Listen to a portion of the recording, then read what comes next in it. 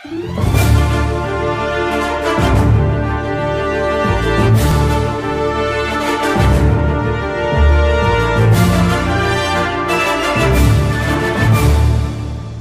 Raja-Raja pasal 4.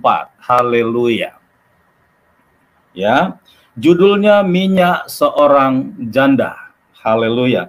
Saya percaya perikop ini semuanya kita sudah pernah baca, semuanya kita sudah pernah mendengar, semuanya kita sudah pernah mendengarkan khotbah dari banyak hamba Tuhan. Tetapi saya percaya setiap hamba Tuhan yang menyampaikannya, ketika saudara mendengarkannya, ada rencana Tuhan di dalam kehidupan kita. Haleluya, praise the Lord. Ayat 1, saudara, judulnya minyak seorang janda. Salah seorang dari istri-istri para nabi mengadukan halnya kepada Elisa sambil berseru, hambamu suamiku sudah mati, dan engkau ini tahu bahwa hambamu itu takut akan Tuhan. Nah, jadi kisahnya ya ini berbicara dan menceritakan tentang perjalanan pelayanan Nabi Elisa. Ya, nah ibu ini suaminya adalah seorang hamba Tuhan, ya seorang pelayan Tuhan yang setia dan yang takut akan Tuhan dan yang taat dalam melakukan firman-Nya. Tetapi dalam kisah ini, saudaraku, suami daripada ibu ini sudah meninggal. Ya, kita tahu ketika suami masih hidup, maka istri tidak perlu takut akan kehidupannya karena suami adalah tulang punggung. Suami akan mencari nafkah dan akan berusaha sekuat tenaganya untuk mencukupkan segala keperluan rumah tangganya, ya, anak-anaknya, istrinya, dan semua kebutuhan mereka itu adalah tanggung jawab seorang suami. Tetapi ketika suaminya meninggal, saudaraku, apa yang terjadi? Masalah pun datang. Haleluya. Nah, kisah ini nanti kita lihat ya, biar saudara tahu. Jadi ketika suaminya, si hamba Tuhan ini sudah meninggal, maka mulailah persoalan baru muncul, saudaraku. Apa itu? Mari kita lihat. Ya, bahwa hambamu itu takut akan Tuhan. Tetapi sekarang penagih hutang sudah datang untuk mengambil kedua orang anakku menjadi budaknya. Nah, ternyata si ibu ini menceritakan masalahnya bahwa dia punya hutang. Kenapa dia punya hutang, saudaraku? Karena ibu ini ternyata ketika suaminya masih hidup, ibu ini hanya menjadi ibu rumah tangga yang baik-baik saja. Ya, hanya menjadi seorang ibu yang mengurus anak-anaknya, dan dia tidak pernah berpikir bagaimana caranya untuk mencari nafkah, saudaraku. Nah, ini pembelajaran bagi kita malam hari ini, ya, agar kita dapat melewati hari-hari kita dengan ucapan syukur, dengan kehidupan yang damai sejahtera, dengan hidup yang penuh dengan kebahagiaan, dan tidak ada intimidasi apapun dalam kehidupan kita. Ya, kemudian saudaraku, apa yang dilakukan ibu ini ketika suaminya meninggal adalah satu perbuatan yang terjadi pada umumnya. Ketika suaminya sudah tidak ada lagi dan tidak akan ada yang memberikan nafkah, maka istrinya ini jalan yang termudah adalah meminjam uang, atau dengan kata lain berhutang, saudaraku. Ya, nah hati-hati bagi saudara-saudara yang suka meminjam atau berhutang, tentu Tuhan tidak suka, karena Tuhan sangat membenci orang yang suka berhutang. Nah, saudara-saudaraku, namun pun demikian, ketika Elisa mendengarkan kisah ibu ini, Elisa tidak marah. Kenapa? Karena memang istri seorang hamba Tuhan itu adalah ikut melayani, saudaraku. Ikut melayani, jadi dia tidak pernah berpikir bahwa suaminya itu akan meninggal, nggak pernah berpikir. Jadi tugasnya seorang istri itu adalah mendukung dan menolong suaminya ketika menjadi hamba Tuhan. Tetapi oleh kehendak Tuhan, saudaraku, suaminya ini meninggal, lalu istrinya itu hanya berharap dari anugerah saja, saudara. Nah, karena berjalannya waktu tidak ada penghasilan, istrinya ini hanya berpikir dengan cepat apa yang harus kulakukan agar anak-anakku ini bisa makan. Nah, jalan satu-satunya adalah berhutang, saudara. Nah, kalau saudara punya usaha, kalau saudara punya pekerjaan, tidak masalah. Tetapi ibu ini ketika suaminya masih hidup, dia tidak bisa bekerja. Dia hanya sebagai ibu rumah tangga murni, saudaraku. Nah, jadi ini nasihat buat kita, bukan berarti istri seorang hamba Tuhan itu nggak boleh bekerja. Nggak ada hukumnya, saudaraku. Bukan berarti istri seorang hamba Tuhan itu nggak boleh berbisnis. Salah juga, saudara. Nah, ini nasihat buat kita, ya. Kalau saudara yang mendengarkan ini adalah seorang istri, ya, dengar baik-baik. Kalaupun suamimu sudah menghasilkan, nasihat ini mengajar saudara dan saya agar setiap ibu-ibu rumah tangga juga harus belajar bekerja. Agar istri-istri, agar ibu-ibu rumah tangga harus punya penghasilan sendiri. Bukan ingin bersaing dengan suaminya. Ya, kalau saudara baca di Amsal pasal yang terakhir, saudara akan lihat di sana suami-suami tidak kekurangan atau kehilangan untung, saudaraku. Ya, nanti saudara baca di Amsal pasal terakhir. Nasihat untuk Lamuel judulnya di situ. Nah, saudara-saudaraku yang diberkati oleh Tuhan, di sini kita diberitahukan oleh Tuhan, jangan seperti istri seorang hamba Tuhan ini, yang ketika suaminya sudah tidak ada lagi, pekerjaannya cuma hanya bisa berhutang. Jadi mari saudaraku, ya, sekalipun, saya mengulangi, sekalipun suamimu sudah punya pekerjaan yang baik, gajinya cukup, itu bukan berarti istri nggak boleh bekerja. Lakukan saudaraku, lakukan. Buat sesuatu. Kalau boleh, bantu juga suamimu itu untuk mengumpulkan penghasilan. Bantu suamimu itu kalau penghasilannya nggak cukup untuk menafkahi satu keluarga, saudaraku. Tugas istri bukan hanya untuk mengurus rumah tangga, tapi istri juga punya kemampuan untuk menghasilkan dan mencukupkan segala kebutuhan dalam rumah tangga. Itu bukan kesombongan, saudaraku. Bukan kesombongan. Tapi itu kasih karunia yang Tuhan berikan kepada suami dan istri. Haleluya. Nah, jadi ketahuan saudara ketika suaminya atau si hamba Tuhan ini meninggal, istrinya nggak bisa kerja. Dia hanya bisa mengurus anak-anaknya, mengurus rumah tangga, dan kalau untuk bicara nafkah, dia hanya bisa berhutang atau meminjam, saudaraku. Saya nggak tahu, mungkin dia punya ternak, dia jual habis. Saya nggak tahu, mungkin dia tadi punya simpanan atau perhiasan dijual habis. Tapi sampai berapa lama itu harus berlangsung? Haleluya. Hidup ini harus terus berjalan, saudaraku, dan tidak boleh berhenti.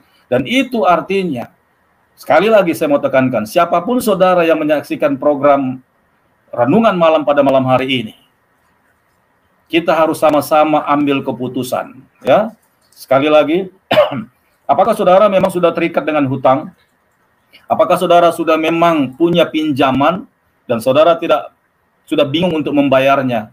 Kita belajar dari kisah seorang janda yang diberkati Tuhan sehingga hutang-hutangnya pun dapat diselesaikan. Haleluya.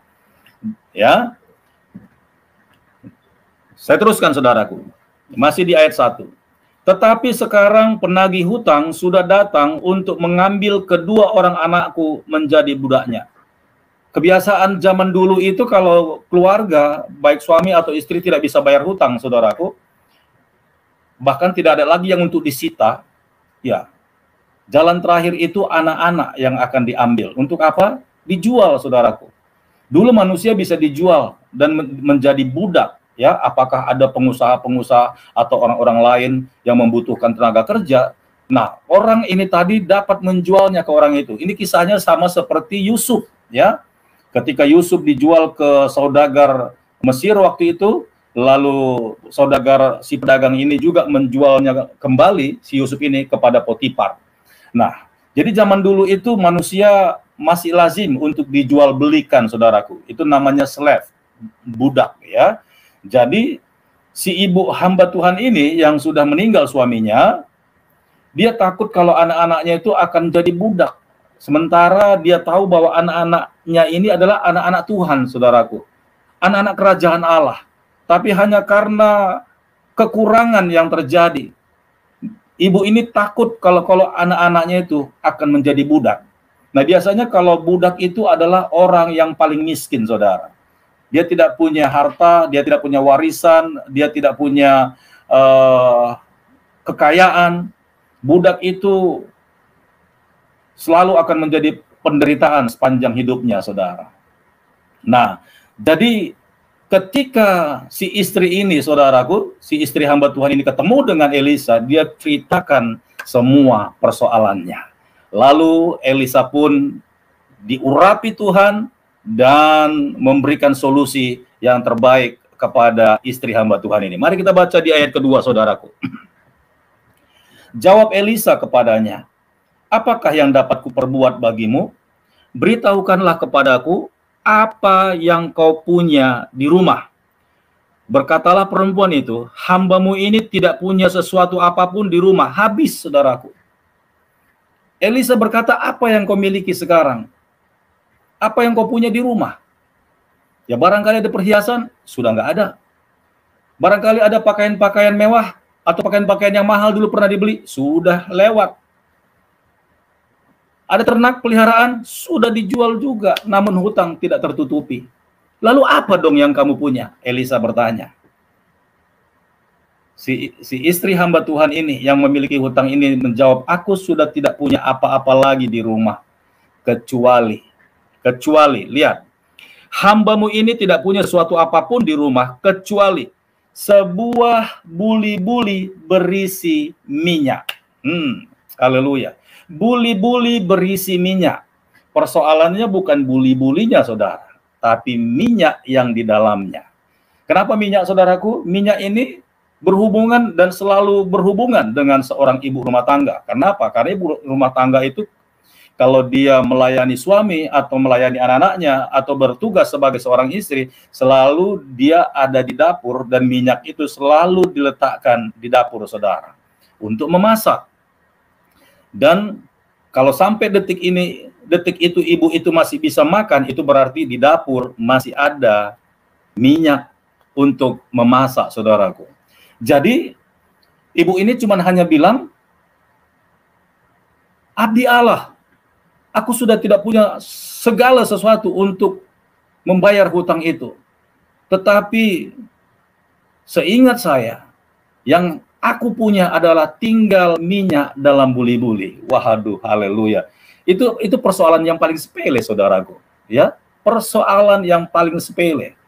Itu yang dia ceritakan kepada abdi Allah. Malam hari ini, saudaraku, jikalau saudara mengalami hal yang sama, Tuhan bilang sama saudara, never mind, don't be afraid. Apa yang ada padamu? Mungkin saudara bisa menjawab sama. Aku udah nggak punya apa-apa, Pastor Daud. Aku nggak punya harta lagi. Warisan pun sudah nggak ada. Habis sudah. Semuanya sudah dijual. Bahkan utang tidak menutupi. Yang kupunya cuma satu ini. Nah, yang selalu berhubungan dengan pribadimu, saudaraku. Ya.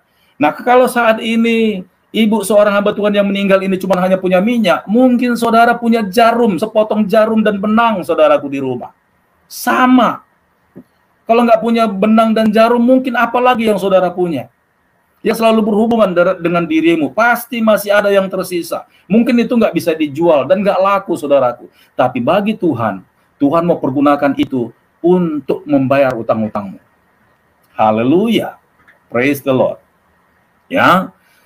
Jadi ketika si ibu hamba Tuhan yang sudah meninggal ini, saudaraku, menjawab, aku cuma hanya punya minyak di dalam buli-buli. Lalu di ayat ketiga kita baca, lalu berkatalah Elisa, pergilah, mintalah bejana-bejana dari luar, daripada segala tetanggamu. Bejana-bejana kosong, tetapi jangan terlalu sedikit.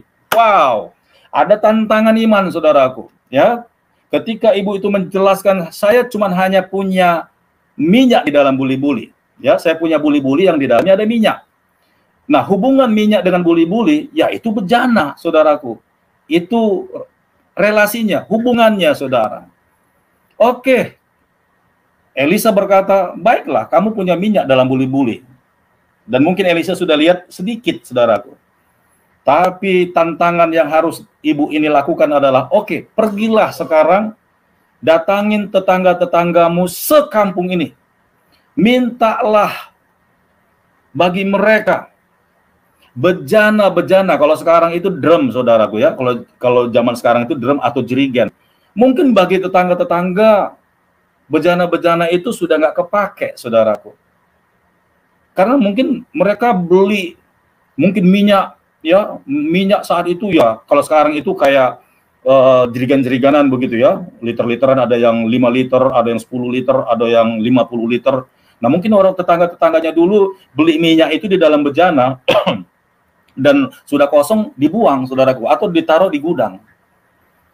Nah, ketika Elisa ini disuruh Tuhan untuk menyampaikan ini, dia katakan, pergilah ke tetanggamu dan mintalah bejana-bejana dari mereka. Lihat di ayat ketiga ini, tetapi jangan terlalu sedikit. Nah, saya mau bilang malam hari ini, saudaraku, lewat firman Tuhan ini, bejana ini yang dari tetangga-tetangga itu adalah sesuatu kesempatan. Ya, ini wadah. Mungkin bagi tetangga-tetangga ini sudah nggak bermanfaat, tapi bagi Tuhan di dalam hidupmu bermanfaat, saudaraku. Itu akan menjadi tempat relasi dari apa yang akan Tuhan kerjakan di dalam hidupmu. Ya, kalau tadi di sini minyak, tadi saya kasih contoh, mungkin saudara punya jarum dan benang. Ya, mungkin saudara punya kain yang lusuh, saudaraku. Tapi dari langkah itu, saya mungkin nggak bisa jelaskan terlalu jauh, saudara, tapi saya percaya saudara sudah menangkap pesan Tuhan ini.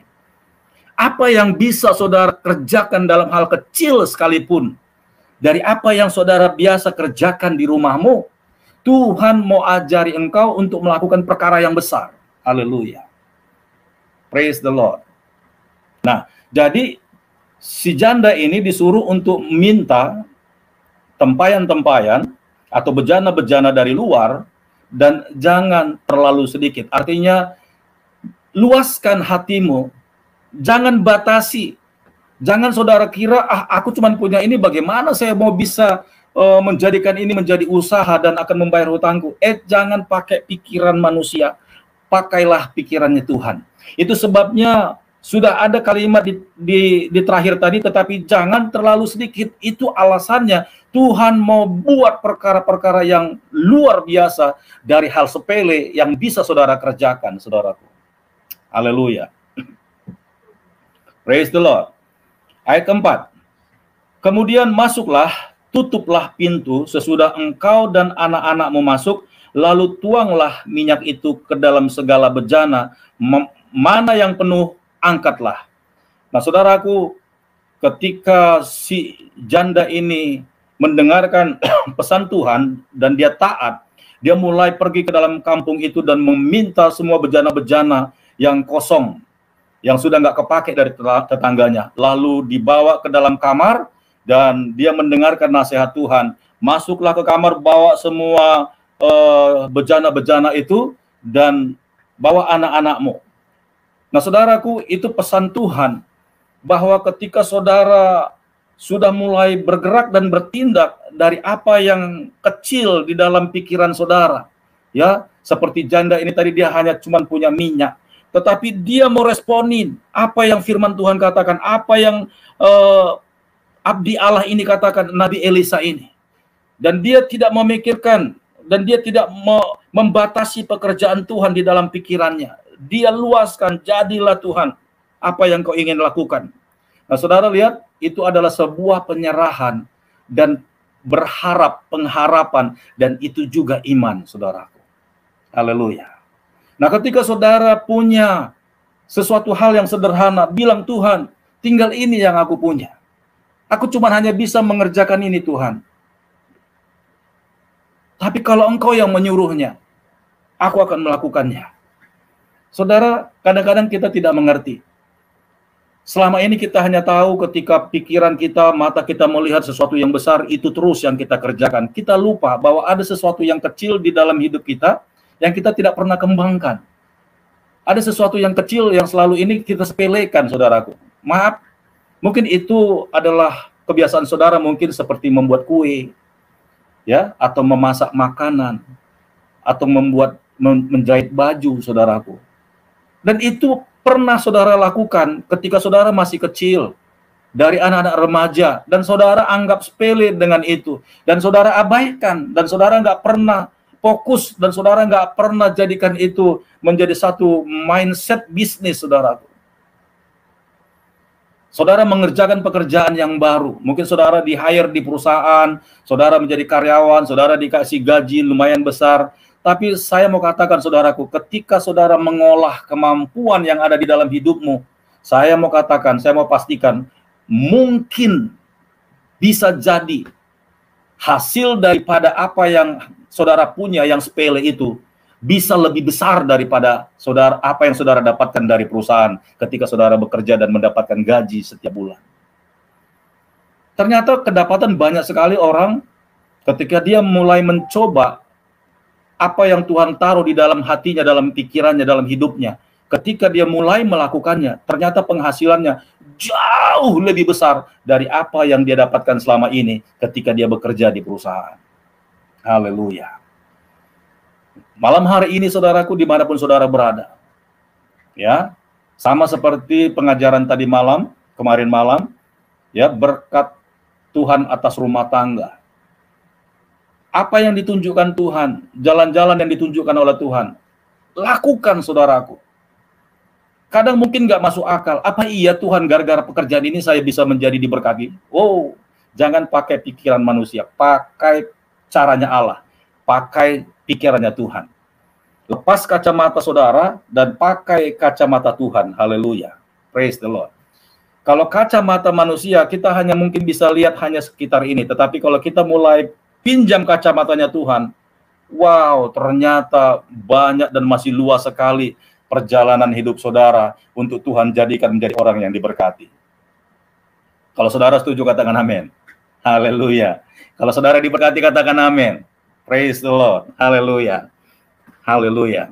Nah, kemudian ibu ini mulai masuk ke kamar dan mereka berdoa, mereka beriman, Tuhan, jadilah seperti apa yang kau kehendaki. Anak-anaknya dia panggil. Perlu kesepakatan saudara dengan keluarga. Perlu kesehatian, saudaraku. Ya. Saudara harus melakukannya dengan dukungan penuh dari keluarga. Agar saudara mendapatkan kekuatan dan iman saudara tidak runtuh. Agar iblis tidak mengintimidasi saudara, dan ketika iblis mengatakan nggak mungkin hanya dengan pekerjaan ini engkau akan bisa membayar utangmu, iblis akan bilang seperti itu sehingga engkau runtuh dan engkau tidak meneruskannya. Saya mau katakan, saudaraku, ketika saudara mendengarkan suara Tuhan, maka Tuhan bertanggung jawab untuk membuat pekerjaanmu itu berhasil. Praise the Lord. Tuhan bertanggung jawab dan akan membuktikan bahwa apa yang dia suruh itu tidak akan gagal, saudaraku. Haleluya. Sekalipun itu menurut mata manusia hal yang sepele, tapi percayalah, saudaraku, ketika si janda ini meminta minyak atau tempayan yang tidak terpakai dari satu kampung itu, ternyata Tuhan mau pakai juga tempayan itu untuk dijual kembali kepada mereka yang membutuhkan minyak itu tadi, saudaraku. Haleluya, haleluya. Nah, itu artinya, saudaraku, orang-orang yang ada di sekitarmu, orang-orang ada mungkin yang di sekampungmu, sedang menunggu dan menantikan hasil karyamu. Saudara nggak tahu itu, saudara nggak mengerti itu, tapi Tuhan sudah ngeplot, Tuhan sudah menuliskan itu dalam perjalanan hidupmu. Dengan cara itu, engkau akan hidup, engkau akan kelimpahan. Satu kampungmu itu, satu kotamu itu sedang menunggu dan menanti-nantikan hasil perbuatan tanganmu, saudaraku. Itu lama terpendam di hatimu, lama terpendam di hidupmu, dan engkau selama ini mungkin meniadakannya, melupakannya, dan engkau tidak peduli. Sebenarnya itu adalah talenta yang paling berharga, dan ketika engkau mengklik talenta itu, dia akan meledak dan boom, saudaraku. Haleluya, praise the Lord. Ya. Ayat 4 saya akan ulang, kemudian masuklah, tutuplah pintu sesudah engkau dan anak-anakmu masuk, lalu tuanglah minyak itu ke dalam segala bejana, mana yang penuh angkatlah. Ketika minyak itu mulai berjalan mengalir, saudaraku, ketika usahamu mulai running sekalipun pelan, tapi dia tidak putus, dia akan terus berjalan. Orang-orang akan menunggumu, besok pesan lagi ya, besok aku mau lagi ya, untuk minggu depan saya mau pesan sekian deh, aku ada acara, dan mungkin lebih banyak lagi, keluargaku lagi ada pesta, tolong dong buatin, mungkin yang kemarin segitu, mungkin lebih banyak lagi. Saya mau katakan malam hari ini, engkau tidak pernah tahu jalan-jalannya Tuhan. Tapi ketika engkau sudah memulai hal kecil itu, saudaraku, ketika ibu janda ini mulai menuangkan minyak itu, matanya dia tutup, dia tidak lihat, dia tidak mau lihat apakah nanti minyak ini terus akan mengalir. Kenyataannya, saudara, anak-anaknya itu meletakkan tempayan-tempayan itu, bejana-bejana itu, kemudian penuh, geser lagi, penuh, geser lagi. Ternyata minyak itu tidak pernah berhenti untuk mengalir, saudaraku. Kapan minyak itu berhenti mengalir? Ketika tempayan itu sudah habis. Ketika tempayan itu sudah tidak disediakan lagi. Apa yang akan Tuhan mau kerjakan di dalam hidupmu ketika engkau sudah tidak menaruh harapan dan tempatnya sudah tidak saudara sediakan, pada saat itulah berhenti mujizat itu. Itu sebabnya malam hari ini, selama masih ada waktu, selama masih saudara punya tenaga dan energi untuk melakukannya, buat sebanyak-banyaknya. Jangan saudara pikir, ini nggak mungkin nggak laku. No way. Kalau Tuhan sudah berperkara, mungkin rasanya masih kurang. Mungkin kalau dia bicara makanan, mungkin rasanya tidak seenak punya orang lain. Jangan takut. Caranya Tuhan bukan caranya manusia. Dia akan kirimkan buyer-buyer, pembeli-pembeli yang sesuai dengan seleranya, dengan hasil karya tanganmu. Haleluya. Mungkin produk lain itu enak menurut sebagian, tapi menurut sebagian lagi, enggak, terlalu lemak, terlalu ini, terlalu itu. Tapi ketika dia rasain buatanmu, yang ini lebih enak. Menurut orang lain enggak enak, menurut ini enak. Unik, saudaraku. Tuhan sudah siapkan bagianmu untuk booming, saudaraku. Ya. Jadi ketika ibu ini dan anak-anaknya masuk ke dalam kamar, mereka beriman, sepakat bersama-sama, lalu si ibu ini menuangkan minyak ini dan tidak terlalu besar, enteng, saudaraku, berjam-jam dia berdiri, gampang. Tapi anehnya minyak itu terus mengalir dari surga dan nggak berhenti-berhenti, saudaraku. Sampai tempayan-tempayan itu banyak di dalam rumahnya, semuanya udah penuh. Sampai anaknya bilang, "Mama, tempayannya sudah nggak ada lagi, bagaimana ini?" Baru mamanya membuka mata. Kemudian ketika yang terakhir ini sudah selesai dan tempayan sudah tidak ada lagi, berhentilah mukjizat itu, saudaraku. Kalau seandainya tempayan itu ada lagi dan ada lagi dan ada lagi, saya percaya minyak itu tidak akan pernah berhenti selama-lamanya.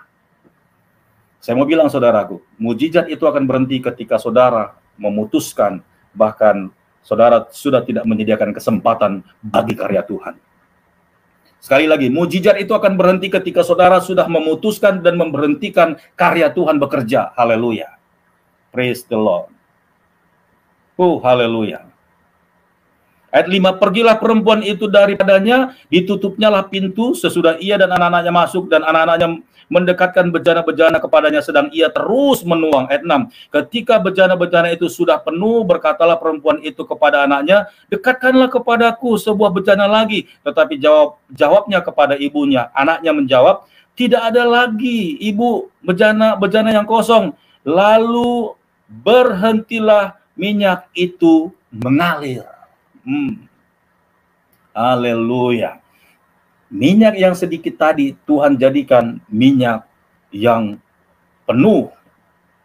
Ya mungkin kalau dihitung bejana ada ratusan bejana, saudaraku, tempayan.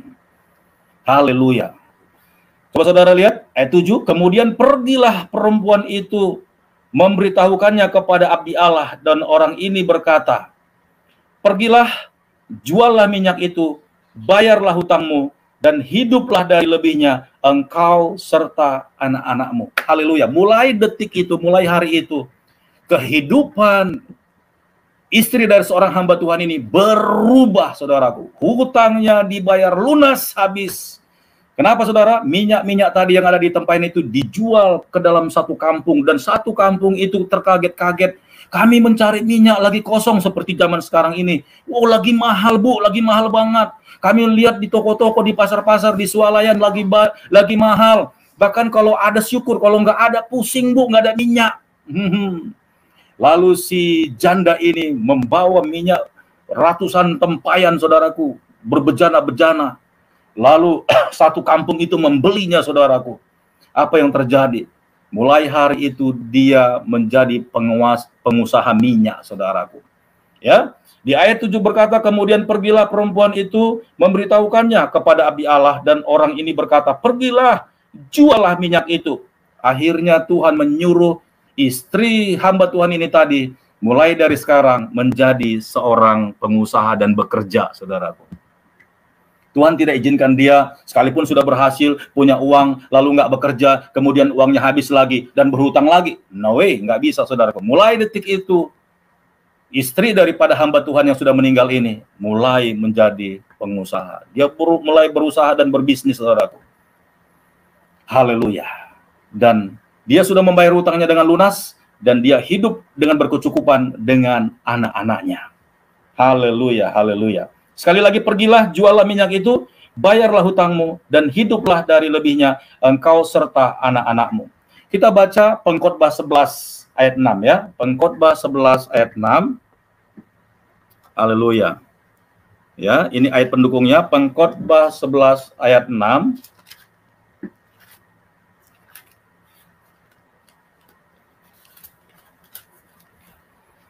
Oke, saya akan bacakan buat saudara, Pengkhotbah 11 ayat 6.